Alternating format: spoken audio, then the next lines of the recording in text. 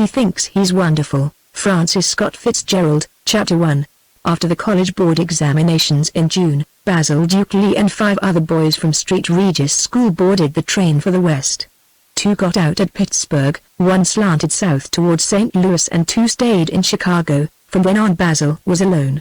It was the first time in his life that he had ever felt the need of tranquility, but now he took long breaths of it, for, though things had gone better toward the end, he had had an unhappy year at school. He wore one of those extremely flat derbies in vogue during the 12th year of the century, and a blue business suit become a little too short for his constantly lengthening body. Within he was by turns a disembodied spirit, almost unconscious of his person and moving in a mist of impressions and emotions, and a fiercely competitive individual trying desperately to control the rush of events that were the steps in his own evolution from child to man. He believed that everything was a matter of effort, the current principle of American education, and his fantastic ambition was continually leading him to expect too much. He wanted to be a great athlete, popular, brilliant and always happy. During this year at school, where he had been punished for his freshness, for 15 years of thorough spoiling at home, he had grown uselessly introspective, and this interfered with that observation of others which is the beginning of wisdom. It was apparent that before he obtained much success in dealing with the world he would know that he'd been in a fight. He spent the afternoon in Chicago, walking the streets and avoiding members of the underworld. He bought a detective story called In the Dead of the Night, and at 5 o'clock recovered his suitcase from the station check room and boarded the Chicago, Milwaukee and St. Paul. Immediately he encountered a contemporary, also bound home from school. Margaret Dorrance was 14, a serious girl, considered beautiful by a sort of tradition, for she had been beautiful as a little girl. A year and a half before, after a breathless struggle, Basil had succeeded in kissing her on the forehead. They met now with extraordinary joy. For a moment each of them to the other represented home, the blue skies of the past, the summer afternoons ahead.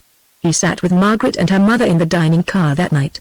Margaret saw that he was no longer the ultra-confident boy of a year before. His brightness was subdued, and the air of consideration in his face a mark of his recent discovery that others had wills as strong as his, and more power appeared to Margaret as a charming sadness. The spell of peace after a struggle was still upon him. Margaret had always liked him. She was of the grave, conscientious type who sometimes loved him and whose love he could never return, and now she could scarcely wait to tell people how attractive he had grown. After dinner they went back to the observation car and sat on the deserted rear platform while the train pulled them visibly westward between the dark wide farms. They talked of people they knew, of where they had gone for Easter vacation, of the plays they had seen in New York. "Basil, we're going to get an automobile," she said, "and I'm going to learn to drive." "That's fine." He wondered if his grandfather would let him drive the electric sometimes this summer. The light from inside the car fell on her young face, and he spoke impetuously, borne on by the rush of happiness that he was going home. "You know something? You know you're the prettiest girl in the city." At the moment when the remark blurred with a thrilling night in Margaret's heart, Mrs. Dorrance appeared to fetch her to bed. Basil sat alone on the platform for a while, scarcely realizing that she was gone, at peace with himself for another hour and content that everything should remain patternless and shapeless until tomorrow. Chapter 2. 15 is of all ages the most difficult to locate, to put one's fingers on and say, "That's the way I was." The melancholy Jake does not select it for mention, and all one can know is that somewhere between 13, boyhood's majority, and 17, when one is a sort of counterfeit young man, there is a time when youth fluctuates hourly between one world and another, pushed ceaselessly forward into unprecedented experiences and vainly trying to struggle back to the days when nothing had to be paid for. Fortunately none of our contemporaries remember much more than we do of how we behaved in those days. Nevertheless the curtain is about to be drawn aside for an inspection of Basil's madness that summer. To begin with, Margaret Dorrance, in one of those moods of idealism which overcome the most matter-of-fact girls, gave it as her rapt opinion that Basil was wonderful. Having practiced believing things all year at school, and having nothing much to believe at that moment, her friends accepted the fact. Basil suddenly became a legend. There were outbreaks of giggling when girls encountered him on the street, but he suspected nothing at all. One night, when he had been home a week, he and Ripley Buckner went on to an after-dinner gathering on Imogen Bissell's veranda. As they came up the walk, Margaret and 2 other girls suddenly clung together, whispered convulsively and pursued one another around the yard, uttering strange cries and inexplicable business that ended only when Gladys Van Selina, tenderly and impressively accompanied by her mother's maid, arrived in a limousine. All of them were a little strange to one another. Those who had been East at school felt a certain superiority, which, however, was more than counterbalanced by the fact that romantic pairings and quarrels and jealousies and adventures, of which they were lamentably ignorant, had gone on while they had been away. After the ice cream at 9 they sat together on the warm stone steps in a quiet confusion that was halfway between childish teasing and adolescent coquetry. Last year the boys would have ridden their bicycles around the yard. Now they had all begun to wait for something to happen. They knew it was going to happen. The plainest girls, the shyest boys, they had begun to associate with others the romantic world of summer night that pressed deeply and sweetly on their senses. Their voices drifted in a sort of broken harmony into Mrs. Bissell, who sat reading beside an open window. "No, look out. You'll break it." Basil, Ripley, "Sure I did," laughter. On Moonlight Bay, we could hear their voices call. "Did you see, Connie, don't. You tickle. Look out," laughter. "Going to the lake tomorrow?" "Going Friday. Elwood's home." "Is Elwood home?" "You have broken my heart. Look out now, look out." Basil sat beside Ripley on the balustrade, listening to Joe Gorman singing. It was one of the griefs of his life that he could not sing so people could stand it, and he conceived a sudden admiration for Joe Gorman, reading into his personality the thrilling clearness of those sounds that moved so confidently through the dark air. They evoked for Basil a more dazzling night than this, and other more remote and enchanted girls. He was sorry when the voice died away, and there was a rearranging of seats and a businesslike quiet. The ancient game of truth had begun. "What's your favorite color, Bill?" "Green," supplies a friend. SHHH. "Let him alone." Bill says. "Blue." "What's your favorite girl's name?" "Mary," says Bill. "Mary Haupt." Bill's got a crush on Mary Haupt. She was a cross-eyed girl, a familiar personification of repulsiveness. "Who would you rather kiss than anybody?" Across the pause a snicker stabbed the darkness. "My mother." "No, but what girl?" "Nobody." "That's not fair." "Forfeit." "Come on, Margaret, tell the truth." "Margaret." She told the truth, and a moment later Basil looked down in surprise from his perch. He had just learned that he was her favorite boy. "Oh, yes. He exclaimed skeptically. "Oh, yes. How about Hubert Blair?" He renewed a casual struggle with Ripley Buckner, and presently they both fell off the balustrade. The game became an inquisition into Gladys Van Selena's carefully chaperoned heart. "What's your favorite sport?" "Croquet." The admission was greeted by a mild titter. "Favorite boy?" "Thurston Kohler." A murmur of disappointment. "Who's he?" "A boy in the East." This was manifestly an evasion. "Who's your favorite boy here?" Gladys hesitated. "Basil," she said at length. The faces turned up to the balustrade this time were less teasing, less jocular. Basil appreciated the matter with "Oh, yes. Sure. Oh, yes." But he had a pleasant feeling of recognition, a familiar delight. Imogen Bissell, a dark little beauty and the most popular girl in their crowd, took Gladys' place. The interlocutors were tired of gastronomic preferences. The first question went straight to the point. "Imogen, have you ever kissed a boy?" "No." A cry of wild unbelief. "I have not," she declared indignantly. "Well, have you ever been kissed?" Pink but tranquil, she nodded, adding, "I couldn't help it." "Who by?" "I won't tell." "OHH. How about Hubert Blair?" "What's your favorite book?" "Imogen." "Beverly of Graustark." "Favorite girl?" "Passion Johnson." "Who's she?" "Oh, just a girl at school." Mrs. Bissell had fortunately left the window. "Who's your favorite boy?" Imogen answered steadily. "Basil Lee." This time an impressed silence fell. Basil was not surprised. We are never surprised at our own popularity, but he knew that these were not those ineffable girls, made up out of books and faces momentarily encountered, whose voices he had heard for a moment in Joe Gorman's song. And when, presently, the first telephone rang inside, calling a daughter home, and the girls, chattering like birds, piled all together into Gladys Van Selena's limousine, he lingered back in the shadows so as not to seem to be showing off. Then, perhaps because he nourished a vague idea that if he got to know Joe Gorman very well he would get to sing like him, he approached him and asked him to go to Lambert's for a soda. Joe Gorman was a tall boy with white eyebrows and a stolid face who had only recently become one of their crowd. He did not like Basil, who, he considered, had been stuck up with him last year, but he was acquisitive of useful knowledge and he was momentarily overwhelmed by Basil's success with girls. It was cheerful in Lambert's, with great moths batting against the screen door and languid couples in white dresses and light suits spread about the little tables. Over their sodas, Joe proposed that Basil come home with him to spend the night. Basil's permission was obtained over the telephone. Passing from the gleaming store into the darkness, Basil was submerged in an unreality in which he seemed to see himself from the outside, and the pleasant events of the evening began to take on fresh importance. Disarmed by Joe's hospitality, He began to discuss the matter. "That was a funny thing that happened tonight," he said, with a disparaging little laugh. "What was?" "Why, all those girls saying I was their favorite boy." The remark jarred on Joe. "It's a funny thing," went on Basil. "I was sort of unpopular at school for a while, because I was fresh, I guess. But the thing must be that some boys are popular with boys and some are popular with girls." He had put himself in Joe's hands, but he was unconscious of it. Even Joe was only aware of a certain desire to change the subject. "When I get my car," suggested Joe, up in his room, "we could take Imogen and Margaret and go for rides." "All right, you could have Imogen and I'd take Margaret, or anybody I wanted. Of course I know they don't like me as well as they do you." "Sure they do. It's just because you haven't been in our crowd very long yet." Joe was sensitive on that point and the remark did not please him. But Basil continued, "You ought to be more polite to the older people if you want to be popular. You didn't say how do you do to Mrs. Bissell tonight." "I'm hungry," said Joe quickly. "Let's go down to the pantry and get something to eat." Clad only in their pajamas, they went downstairs. Principally to dissuade Basil from pursuing the subject, Joe began to sing in a low voice, "Oh, you beautiful doll. You great big," but the evening, coming after the month of enforced humility at school, had been too much for Basil. He got a little awful. In the kitchen, under the impression that his advice had been asked, he broke out again. "For instance, you oughtn't to wear those white ties. Nobody does that goes east to school." Joe, a little red, turned around from the icebox and Basil felt a slight misgiving. But he pursued with, "For instance, you ought to get your family to send you east to school. It'd be a great thing for you. Especially if you want to go east to college, you ought to first go east to school.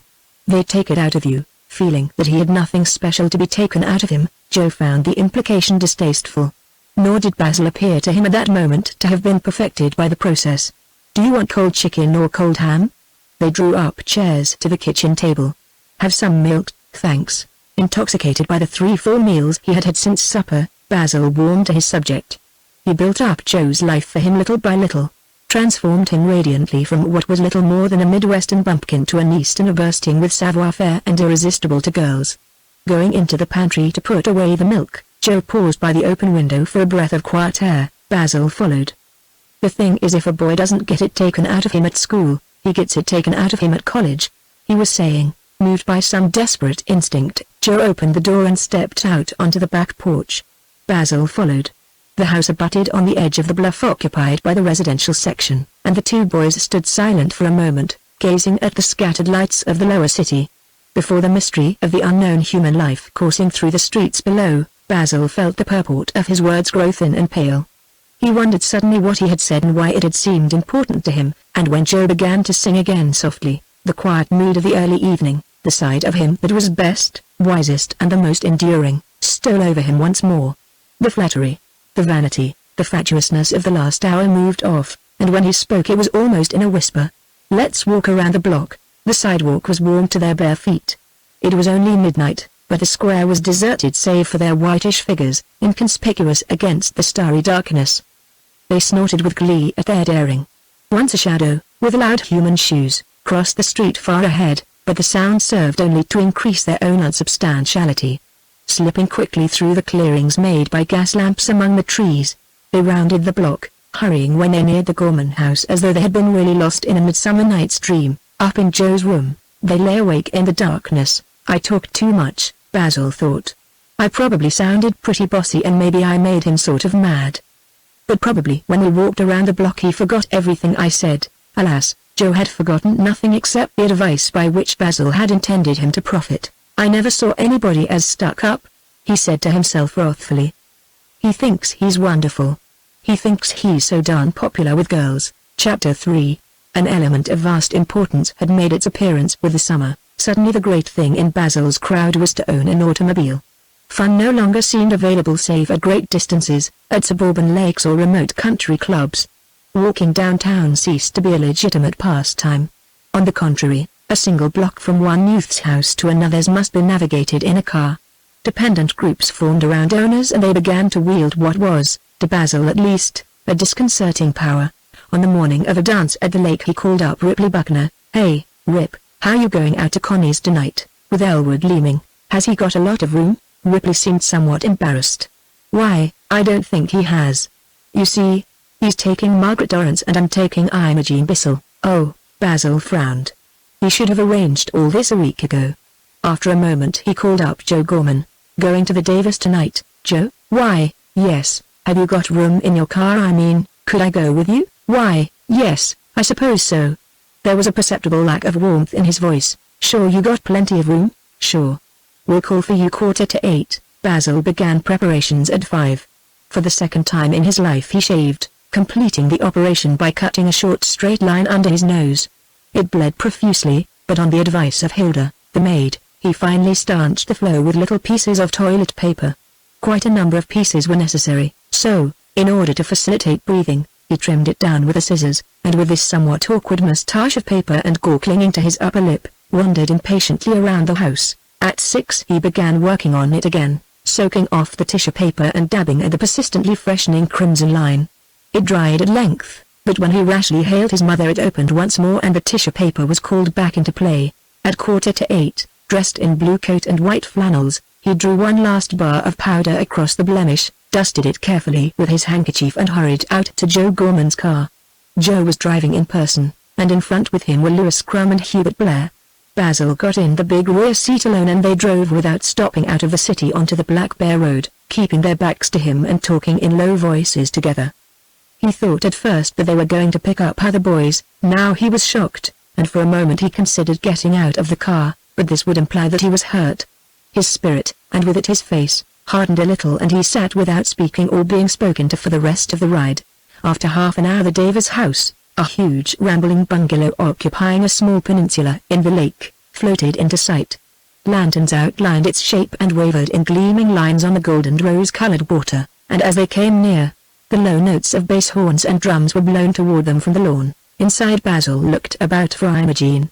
There was a crowd around her seeking dances, but she saw Basil. His heart bounded at her quick intimate smile. "You can have the 4th, Basil, and the 11th and the 2nd extra." "How did you hurt your lip?" "Cut it shaving," he said hurriedly.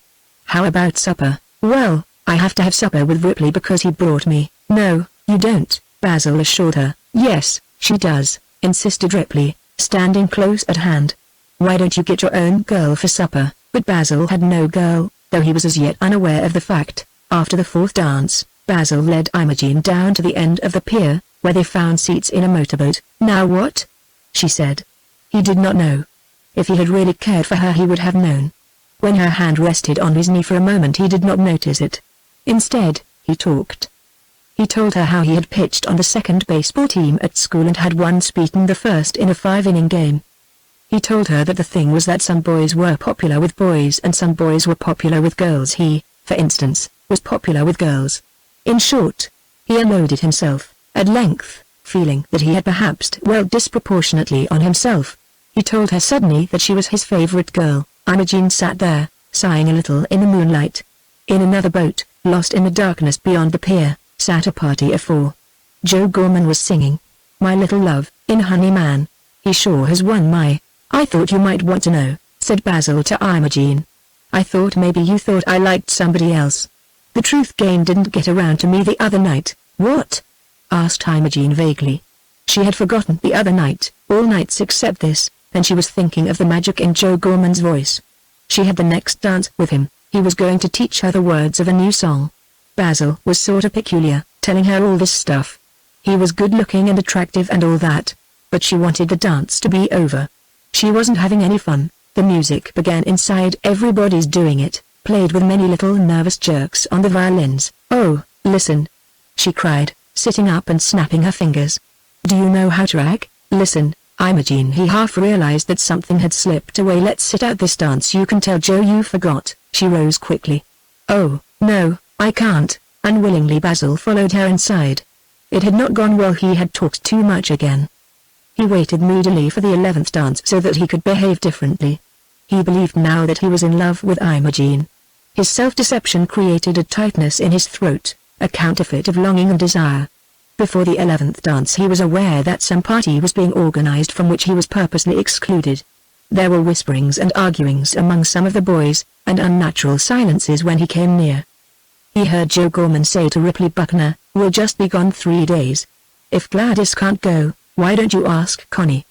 The chaperones. He changed his sentence as he saw Basil. And we'll all go to Smith's for ice cream soda. Later, Basil took Ripley Buckner aside but failed to elicit any information. Ripley had not forgotten Basil's attempt to rob him of Imogen tonight. It wasn't about anything, he insisted. We're going to Smith's, honest. How'd you cut your lip? Cut it shaving. When his dance with Imogen came, she was even vaguer than before, exchanging mysterious communications with various girls as they moved around the room, locked in a convulsive grip of the grizzly bear. He led her out to the boat again, but it was occupied, and they walked up and down the pier while he tried to talk to her and she hummed. My little riffin' honey man, Imogen, listen. What I wanted to ask you when we were on the boat before was about the night we played truth.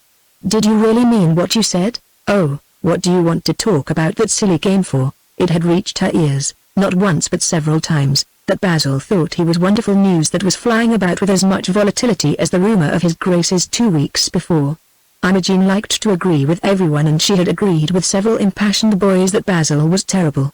And it was difficult not to dislike him for her own disloyalty, but Basil thought that only ill luck ended the intermission before he could accomplish his purpose, though what he had wanted he had not known. Finally, during the intermission, Margaret Durrance, whom he had neglected, told him the truth. Are you going on the touring party up to the Street Croix River? She asked. She knew he was not. What party? Joe Gorman got it up.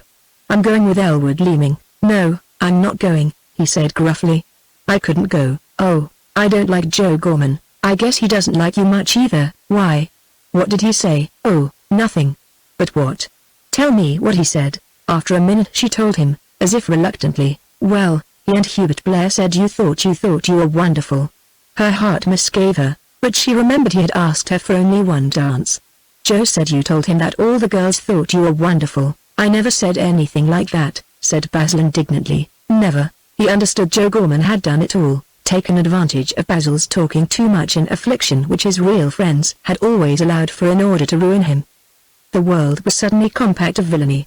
He decided to go home. In the coat room he was accosted by Bill Kampf. Hello, Basil, how did you hurt your lip? Cut it shaving. Say, are you going to this party they're getting up next week? No. Well, look, I've got a cousin from Chicago coming to stay with us and Mother said I could have a boy out for the weekend. Her name is Minnie Bibble. Minnie Bibble? Repeated Basil, vaguely revolted. I thought maybe you were going to that party, too, but Ripley Buckner said to ask you and I thought, I've got to stay home, said Basil quickly. Oh, come on, Basil, he pursued. It's only for 2 days, and she's a nice girl. You'd like her. I don't know, Basil considered. I'll tell you what I'll do, Bill. I've got to get the streetcar home. I'll come out for the weekend if you'll take me over to Wildwood now in your car. Sure I will. Basil walked out on the veranda and approached Connie Davis. Goodbye, he said. Try as he might. His voice was stiff and proud. I had an awfully good time. I'm sorry you're leaving so early, Basil. But she said to herself, he's too stuck up to have a good time. He thinks he's wonderful. From the veranda he could hear Imogen's laughter down at the end of the pier.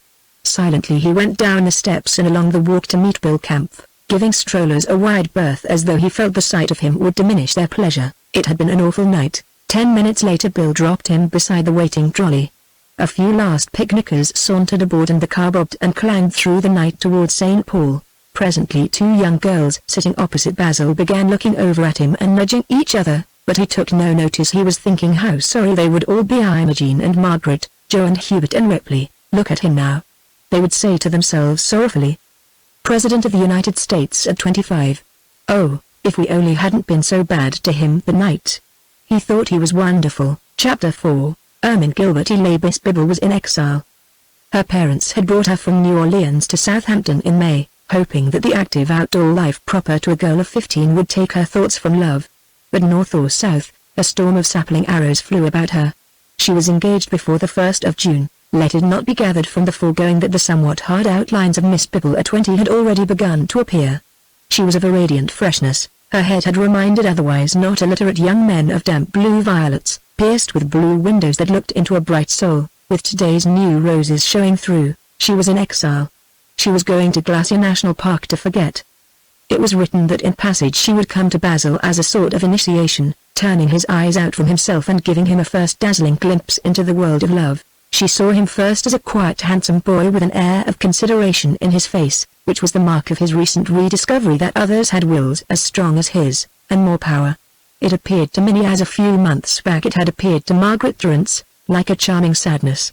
At dinner he was polite to Mrs. Kampf in a courteous way that he had from his father, and he listened to Mr. Bibble's discussion of the word Creole with such evident interest and appreciation that Mr. Bibble thought, now here's a young boy with something to him. After dinner, Minnie, Basil and Bill rode into Black Bear Village to the movies, and the slow diffusion of Minnie's charm and personality presently became the charm and personality of the affair itself. It was thus that all Minnie's affairs for many years had a family likeness.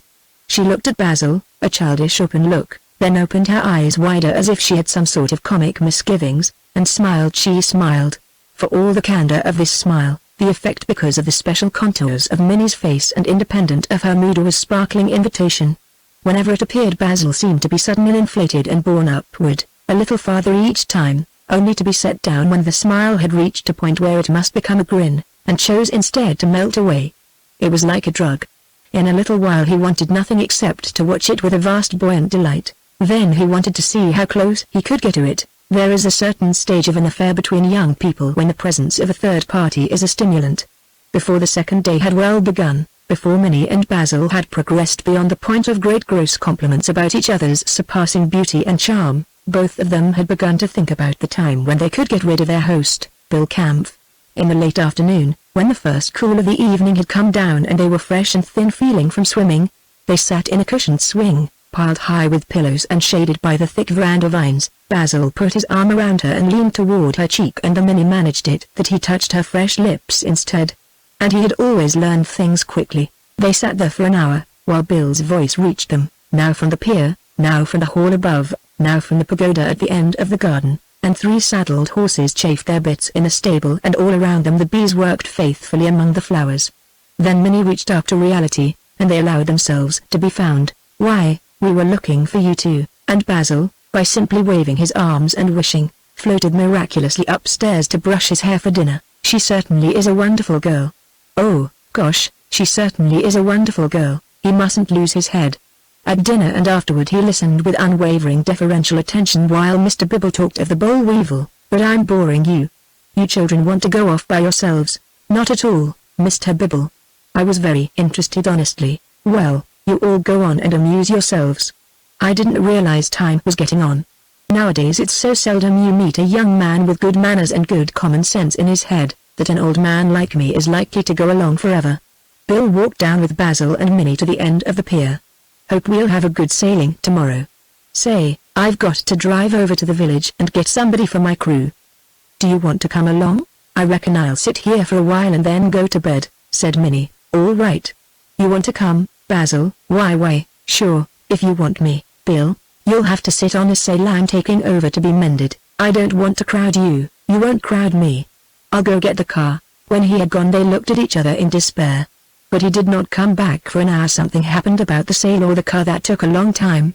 There was only the threat, making everything more poignant and breathless, that at any minute he would be coming. By and by they got into the motorboat and sat close together murmuring, "This fall when you come to New Orleans, when I go to Yale year after next, when I come north to school, when I get back from Glacier Park, kiss me once more. You're terrible. Do you know you're terrible? You're absolutely terrible." The water lapped against the posts. Sometimes the boat bumped gently on the pier. Basil undid one rope and pushed, so that they swung off and away from the pier, and became a little island in the night.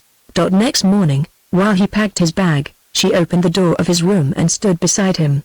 Her face shone with excitement. Her dress was starched and white. "Basil, listen. I have to tell you, Father was talking after breakfast and he told Uncle George that he'd never met such a nice, quiet, level-headed boy as you, and Cousin Bill's got to tutor this month. So Father asked Uncle George if he thought your family would let you go to Glacier Park with us for 2 weeks so I'd have some company." They took hands and danced excitedly around the room. "Don't say anything about it, because I reckon he'll have to write your mother and everything.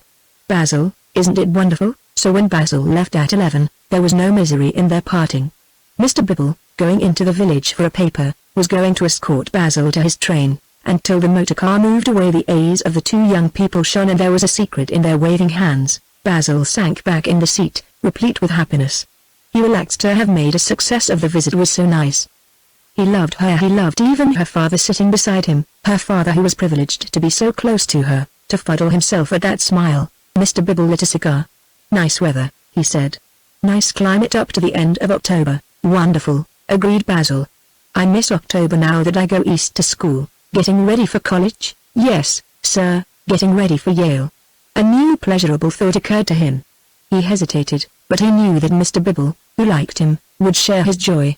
"I took my preliminaries this spring and I just heard from them I passed 6 out of 7. "Good for you." Again Basil hesitated, then he continued, "I got A in ancient history and B in English history and English A and I got C in algebra A and Latin A and B. I failed French A." "Good," said Mr. Bibble. "I should have passed them all," went on Basil, "but I didn't study hard at first. I was the youngest boy in my class and I had a sort of swelled head about it. It was well that Mr. Bibble should know he was taking no dullard to Glacier National Park." Mr. Bibble took a long puff of his cigar. On second thought, Basil decided that his last remark didn't have the right ring and he amended it a little. "It wasn't exactly a swelled head, but I never had to study very much, because in English I'd usually read most of the books before, and in history I'd read a lot too."